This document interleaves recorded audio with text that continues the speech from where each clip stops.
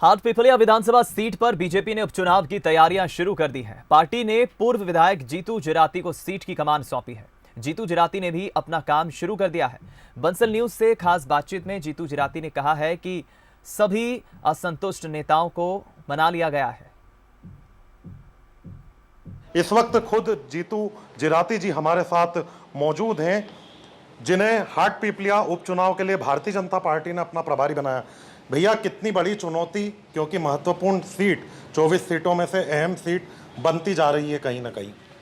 देखिए अमिताभ जी, क्या है कि प्रत्येक चुनाव चुनौती ही होता है, चाहे किसी भी तरह का चुनाव हो, चाहे छोटा चुनाव हो, चाहे बड़ा चुनाव हो, और उसे चुनौती के रूप में ही स्वीकार करना चाहिए। जिस तरह से हाटपिपलिया विधानसभा की ये सीट है, जो इसका समीकरण है, किन हालात और परिस्थितियों में यहाँ पर चुनाव हो रहे हैं, ये जग जाहिर है, किसी से छुपा हुआ नहीं है। इसलिए यहाँ के सारे समीकरणों को देखते हुए मैं पिछले 6-7 दिन से सतत यहाँ के कार्यकर्ताओं के संपर्क में हूँ, यहाँ के हमारे जितने नेता हैं उनके संपर्क में हूँ। आम मतदाता तक भी मैंने पहुँचने का प्रयास किया, और अभी एक लंबा समय हमारे पास काम करने के लिए हम पहुँच करके ये देखने का प्रयास कर रहे हैं कि क्या मूड है मतदाताओं का। तो कुल मिलाकर के ये देखने को मिल रहा है कि जहाँ पर जा रहे हैं वहाँ पर शिवराज सिंह चौहान जी की जय जयकार हो रही है, सरकार की जय जयकार हो रही है।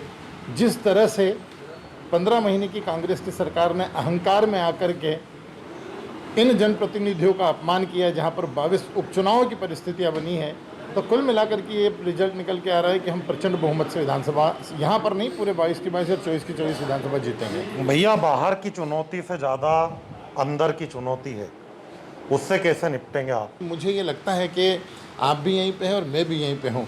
पूरी भारतीय जनता पार्टी एकजुट, अभी चुनाव की तारीख तय नहीं हुई है ना। उसके बाद भी एक भी बात ऐसे नहीं, आप पूरे इस विधानसभा क्षेत्र में घूम रहे हैं, और सिर्फ यहाँ पर नहीं, पूरे की पूरी 24 विधानसभा में इस तरह की कोई बात नहीं हो रही है। कुछ ना कुछ प्रयास किन्हीं लोगों के द्वारा किया जा रहा है। कई सारे लोग जो हमारे अपोजिशन के लोग हैं, वो इस तरह की बात सुलगाने का प्रयास करते हैं। वो कहीं ना कहीं हाथ में दिया सलाई लेकर के घूमते हैं कि कहीं छोटा मोटा बारूद का ढेर मिले और दिवस में आग लगा के। तो उन लोगों के इस बहकावे में भारतीय जनता पार्टी के बड़े लोग आने वाले नहीं हैं। ये बिकने और खरीदी वाले इस मुद्दे को लेकर अब कांग्रेस अपना चुनाव लड़ने जा रही है। देखिए, कांग्रेस के पास दुष्प्रचार के अलावा कांग्रेस के पास अपनी ऐब छुपाने के लिए जनता के बीच में जाकर कुछ तो बोलना पड़ेगा।